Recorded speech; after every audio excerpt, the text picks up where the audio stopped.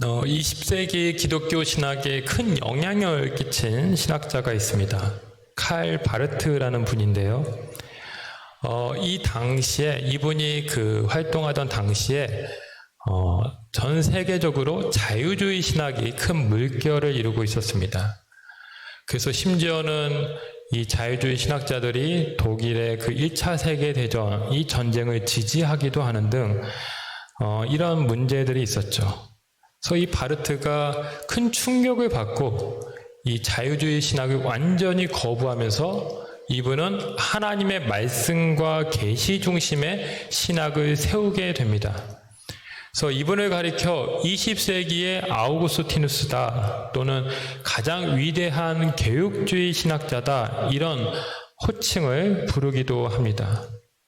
자, 이분의 고향이 스위스 바젤인데 이분의 자택에 가면 그때 그분이 사용했던 여러 가지 서재나 책상, 유품 등이 지금도 보존되어 있다고 합니다.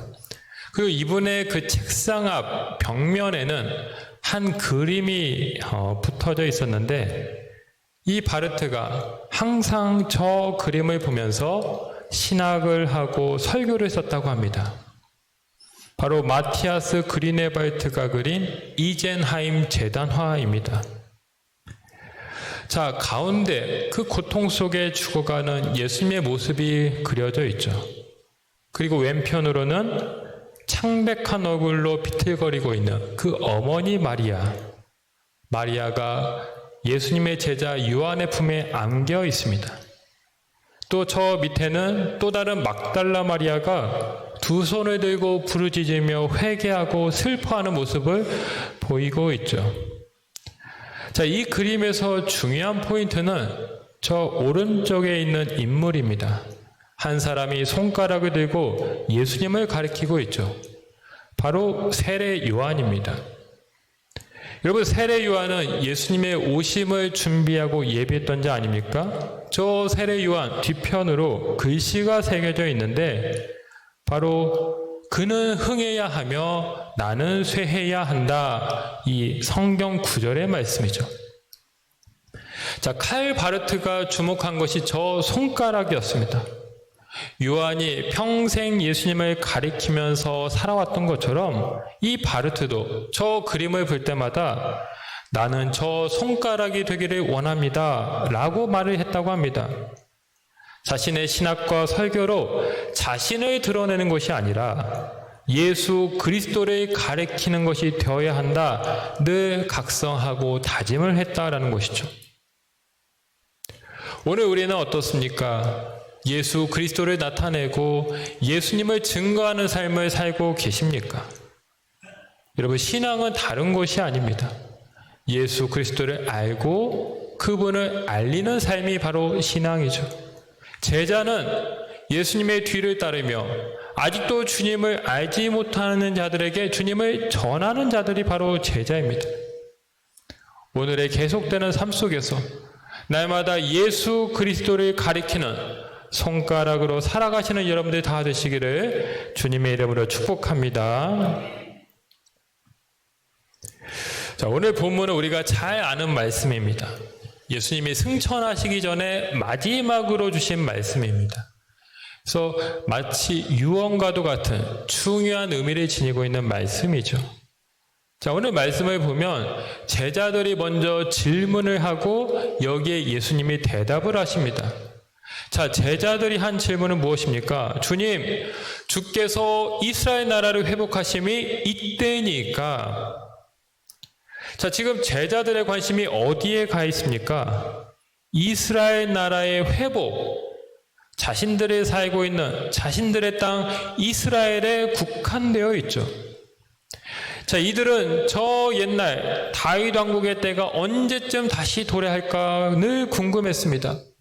지금 로마의 압제를 받고 있는데 로마의 지배로부터 하루빨리 벗어나 강력하고 힘있는 저 다윗 왕국 시대의 그런 나라가 다시금 세워지길 고대했습니다.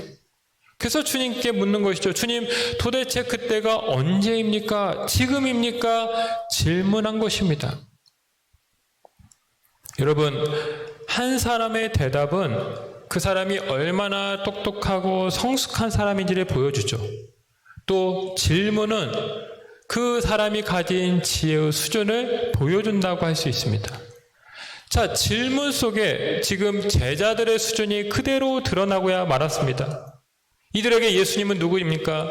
그저 자신들의 그 정치적 목적을 달성해준 분에 불과했다라는 것입니다. 예수님 자신이 신앙의 목적이나 대상이 된 것이 아니라 이스라엘 나라의 회복을 가져다 주실 분, 그런 분으로 예수님을 바라보고 있었다라는 것입니다. 자, 이런 제자들의 질문에 이제 예수님이 어떻게 대답하십니까?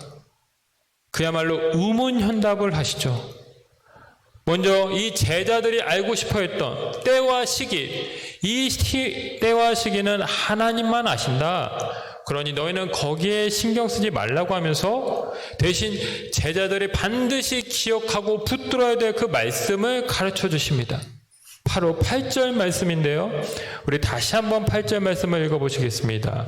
시작. 오직 성령이 너에게 임하시면 너희가 권능을 받고 예루살렘과 온 유대와 사마리아와 땅끝까지 이르러 내 증인이 되리라 하시니라. 아멘.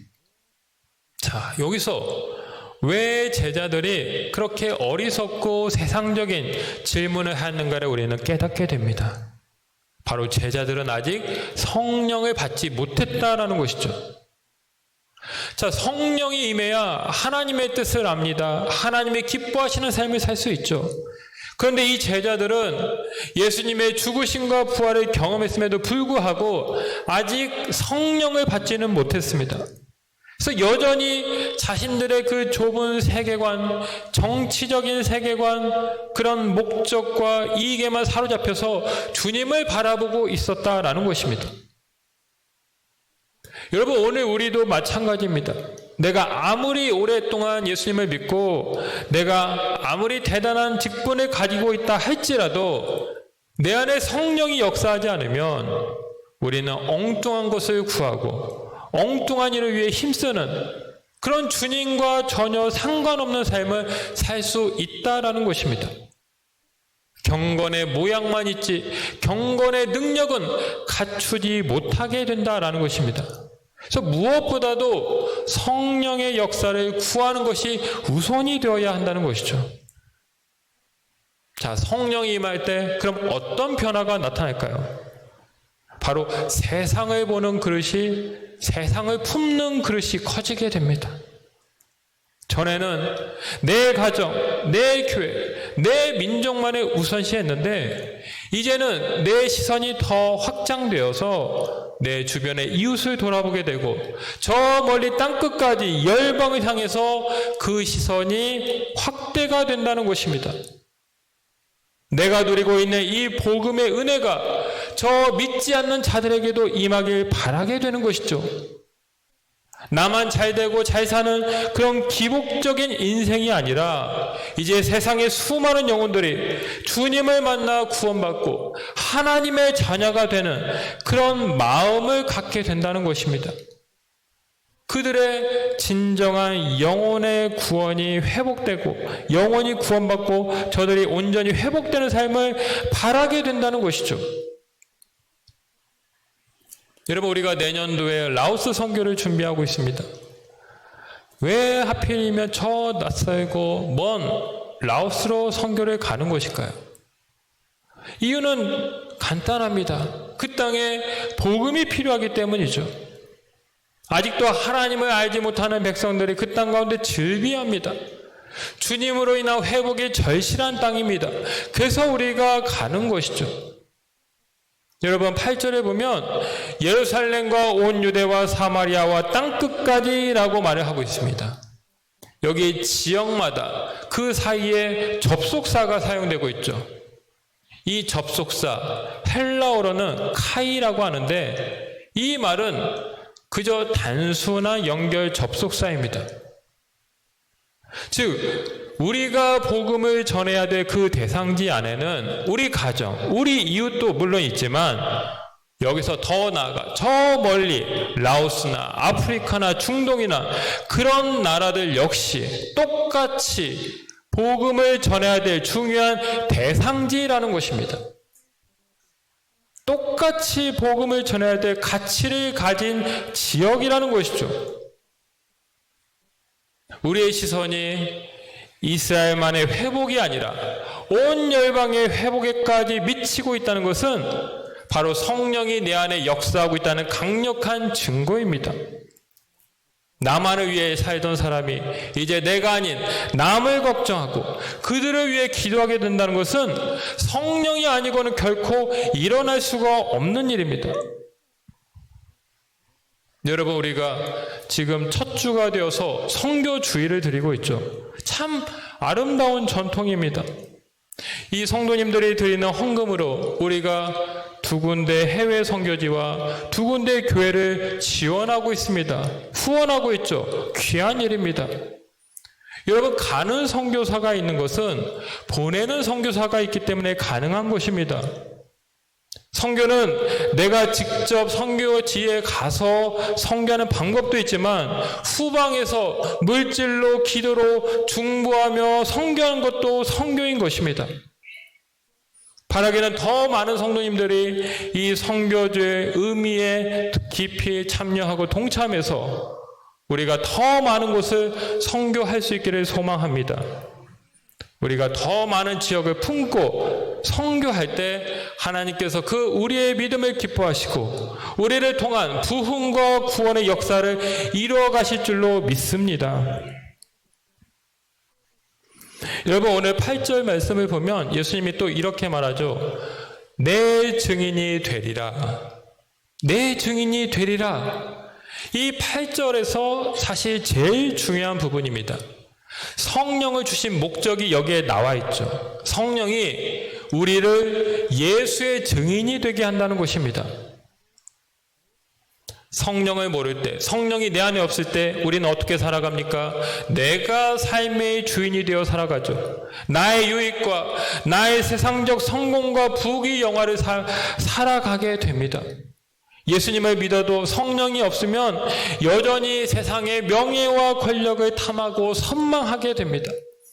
그래서 제자들처럼 하나는 주의 우편에 하나는 주의 좌편에 앉게 하소서, 이런 그릇된 기도를 하게 되는 것이죠. 그런데 성령이 우리 안에 임하면 달라집니다. 이제 나를 위해 사는 것이 아니라 예수님을 위해 살게 되는 것이죠. 예수님을 삶의 목적으로 삼고 예수님을 향해 살게 됩니다. 세례 요한이 그 손가락으로 주님을 가리키듯이 우리가 주님의 영광을 위해 주님을 증거하는 삶으로 거듭나게 되는 것입니다.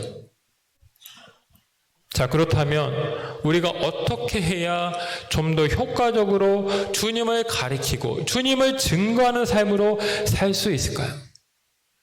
여러분, 5가지 방법에 대해서 짧게 말씀을 드리려고 합니다. 이 5가지 방법은 모두 영어 알파벳 P로 시작을 합니다. 그래서 5P 이렇게 여러분들이 기억하시면 좋을 것 같습니다. 자, 어떻게 해야 우리가 효과적으로 증인된 삶을 살 수 있느냐? 첫 번째 방법은 설득해야 된다는 것입니다. persuasion, 설득이 필요하다는 것이죠. 입술과 지적인 능력을 통해 예수 그리스도를 전하는 것입니다. 복음을 논리적으로 잘 설명할 수 있어야 된다는 것이죠. 여러분, 바울이 2차 전도 여행으로 아테네에 가죠. 그런데 그곳 사람들을 보자마자 이 바울이 격분을 합니다. 이 아테네는 당시 로마 그리고 알렉산드리아와 더불어서 세계 3대 도시 중 하나였습니다.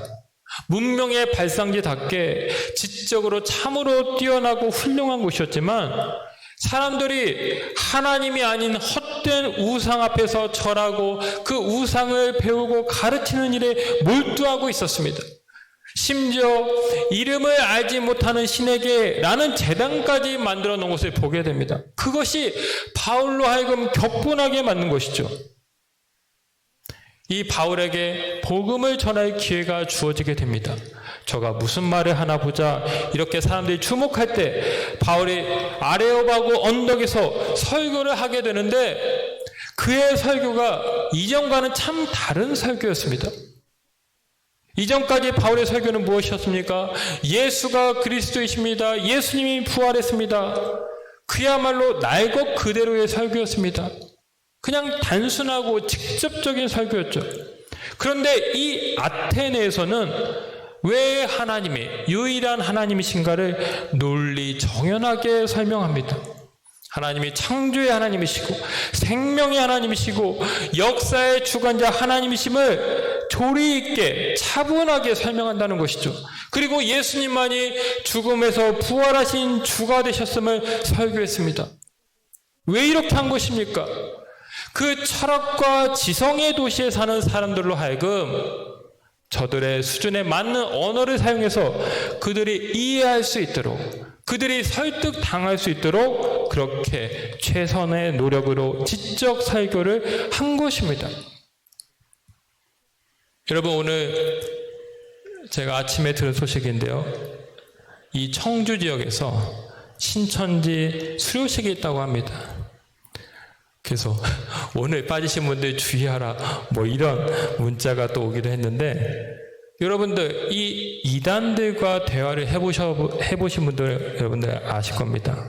정말 웬만해서는 그들의 논리로 당해내기가 어렵습니다. 이분들이 그 자신들의 거짓교회로 세뇌를 당하고 훈련을 아주 철저하게 해서 그렇게 무장이 되어 있다는 것이죠. 여러분, 이단 사이비들도 자신들의 교리를 수호하기 위해서 철저하게 훈련을 하는데, 이 진정한 살아있는 유일한 복음에 대해서 우리가 무지하고 우리가 한마디도 설명하지 못한다라고 한다면 이 얼마나 심각한 일입니까? 아는 만큼 보인다라고 하죠. 복음도 내가 아는 만큼 전할 수 있고 내가 아는 만큼 은혜를 받을 수 있는 것입니다. 설득당하지 않기 위해서라도 우리는 설득할 수 있어야 됩니다. 이 실력을 구비하는 것 참으로 예수의 증인으로 살아가는데 중요하다라는 것입니다. 자, 두 번째, 프로클레메이션, 선포입니다. 선포. 복음의 본질을 담대히 선언해야 된다라는 것이죠. 자, 베드로와 요한이 제9시 기도 시간이 되어서 기도하고자 성전에 올라갔습니다. 그때 이 성전 앞에는 나면서부터 걷지 못하던 사람이 앉아 있었죠. 자, 이 사람이 구걸을 하기 위해서 베드로를 바라보게 되는데, 이때 베드로가 그 사람을 향해 뭐라고 말합니까? 은과 금은 내게 없거니와 내게 있는 것을 내게 주노니 나사렛 예수 그리스도의 이름으로 일어나 걸으라. 딱 한 문장을 선포했습니다. 나사렛 예수 그리스도의 이름으로 일어나 걸으라. 이 짧은 한마디 명령을 선포했을 때 놀라운 일이 일어나죠. 저의 발과 발목이 곧 힘을 얻으면서 저가 걷기도 하고 뛰기도 하며 하나님을 찬송했다라고 말하고 있습니다. 복음의 능력인 것이죠. 복음은 모든 믿는 사람을 구원하는 하나님의 능력이기 때문에 우리가 이 복음을 믿음으로 선포할 때 놀라운 기적과 치유의 역사가 일어나는 것입니다. 여러분들 영적 전쟁 가운데 혹시 계십니까? 이 전쟁 가운데 있을 때 우리가 해야 될 일 다른 것이 아닙니다. 예수님의 이름을 선포하며 나아갈 때 우리가 그 전쟁 가운데서 승리하는 줄로 믿습니다. 사단이 제일 무서워하는 것은 다른 것이 아니라 예수님의 이름입니다. 제자들이 전도 여행을 다녀와서 예수님께 보고하죠. 주여, 주님의 이름으로 귀신들도 우리에게 항복하도이다. 이렇게 깜짝 놀라서 보고하자 예수님이 이렇게 또 말씀하십니다. 얘들아, 사탄이 하늘로부터 번개같이 떨어지는 것을 내가 보았노라. 예수님의 이름을 선포할 때 귀신이 그 복음의 능력 앞에 굴복하고 떠나게 됨을 말씀한 것입니다. 복음은 능력입니다. 복음을 선포할 때 놀라운 역사가 임하게 됨을 믿으시기 바랍니다. 자, 세 번째 P는 무엇입니까? 파워, 능력입니다.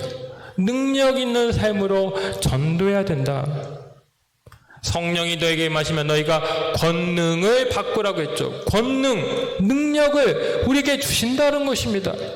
전도의 확실한 방법은 이렇게 나에게 능력을 주시는 성령님을 의지하고 믿음으로 나아가는 것이다라는 것이죠. 여러분, 허드슨 테일러 선교사님 잘 아시죠? 중국 내지 선교회를 창설하신 이 선교사님은 믿음 선교의 창시자이기도 합니다.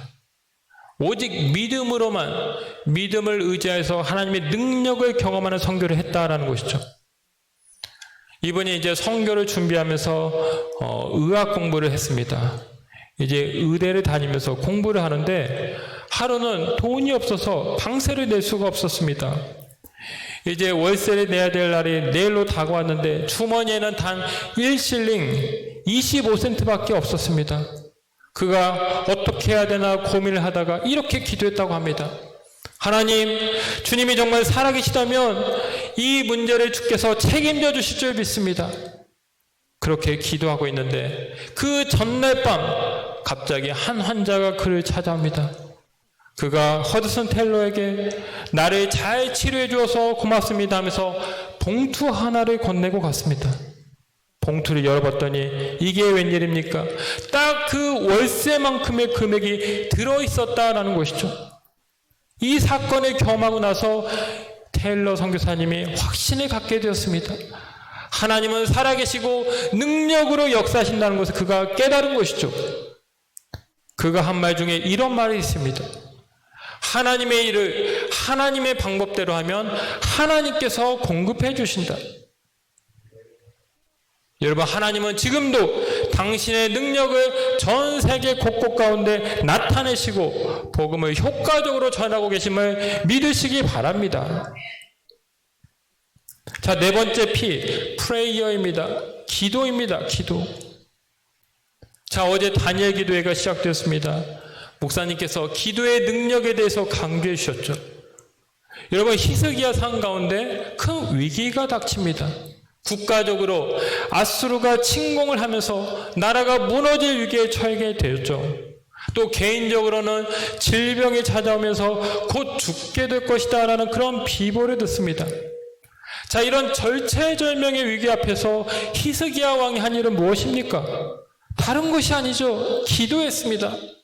그는 성전에 가서 기도했습니다. 백성들로 하여금 함께 기도해달라고 요청했습니다. 얼굴을 벽으로 향하고 간절히 기도했습니다. 문제 앞에서 그 문제의 돌파를 위해 무릎으로 승부를 건 것입니다. 결과가 어떻게 되었습니까? 18만 5천 명의 그 엄청난 아수르 대군이 간밤에 다 죽임을 당했습니다. 위기에서 벗어난 것이죠. 히스기야 본인도 무려 15년이나 삶을 연장받는 은혜를 누리게 되었습니다. 기도할 때 주어진 놀라운 축복인 것입니다. 지금 우리가 기도해야 될 것이 무엇입니까? 많은 것을 위해 기도해야 되죠. 특별히 저는 여러분들이 전도 대상자를 위해 기도하길 원합니다. 여러분, 이 전도는 사람의 힘이나 능력으로 하는 것이 아닙니다. 하나님의 힘으로 하는 것이죠. 하나님이 역사하시기 위해서는 우리가 기도해야 된다는 것입니다. 바울은 항상 서신서 말미에 기도를 부탁했습니다. 나로 하여금 담대히 하나님의 말씀을 전하고 그 말씀을 사람들이 듣고 구원의 역사가 임하게 해달라고 중보 요청을 한 것입니다. 그래서 온 교회가 함께 기도할 때 놀라운 구원의 역사가 임했다라는 것입니다. 이제 다가오는 12월 25일 성탄절에 우리는 우리가 작정한 VIP 영혼들을 초청할 것입니다. 여러분, 기도로 준비하시고 기도로 전도에 힘쓰는 여러분들이 다 되시기 바랍니다. 우리가 기도할 때 하나님께서 잃어버린 영혼들을 반드시 인도해 내시고 우리는 놀라운 하나님의 응답을 경험하게 될 줄로 믿습니다. 자, 마지막 P는 프레전스입니다. 프레전스, 존재라는 말이죠. 삶을 통해 전도해야 된다. 삶을 통해. 여러분, 손양원 목사님이 그런 말을 했습니다. 기독교인들은 신구약 66권으로 성경을 읽지만 불신자들은 우리들의 행실을 보고 성경을 읽는다. 무슨 말입니까? 사람들은 우리의 화려한 말이나 언변에는 관심이 없다는 것이죠. 대신 우리가 평소 어떻게 살고 있나, 우리의 일상의 모습을 보면서 정말 하나님이 살아계시구나, 나도 믿어야겠다, 이런 생각을 한다는 것입니다. 삶을 통한 전도가 중요하다는 것이죠. 여러분, 초대교회가 로마로부터 참 많은 핍박을 받았습니다. 이 로마는 다신교 사회입니다. 그런데 기독교는 로마 황제나 모든 이방신들은 다 우상이고 가짜다, 오직 예수님만이 구세주다 라고 했기 때문에 핍박을 받은 것이죠. 또 초대교회는 늘 날마다 떡을 떼면서 성찬식을 거행했는데 이것이 오해를 가져왔습니다.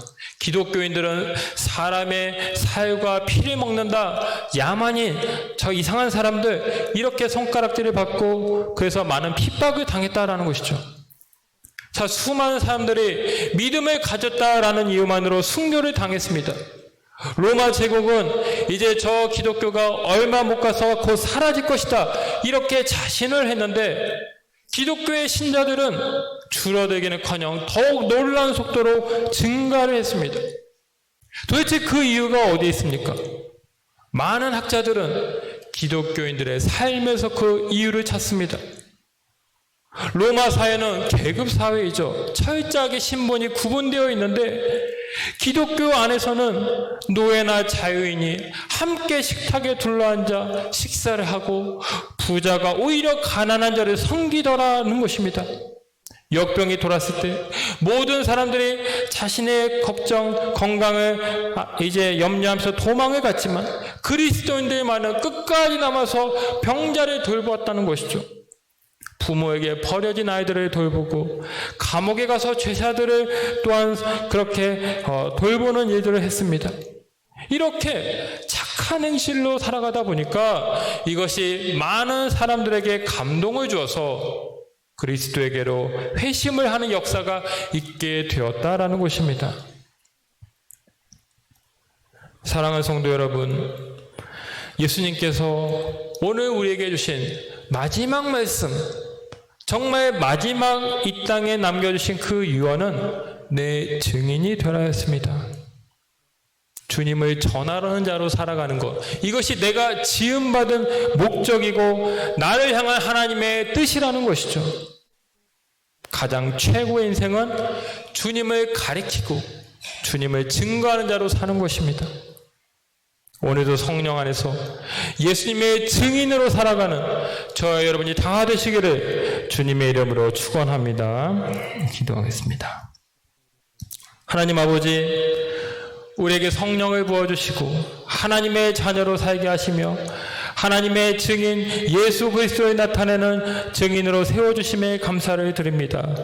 주여, 오늘 우리에게 남겨주신 그 주님의 마지막 말씀, 그 주님의 명령을 가슴에 새기고 이 땅에서 살아가는 동안 오직 주님을 가리키는 주님의 증인된 삶을 살아가는 우리 모두가 되게 하여 주시옵소서. 우리를 통해서 많은 사람들이 주님을 알고 주님께로 돌아오는 놀라운 구원의 역사가 임할 수 있도록 주님 함께 하시고 우리를 당신의 손과 발로 도구로 사용하여 주옵소서. 감사를 드리며 예수님의 이름으로 기도하옵나이다. 아멘.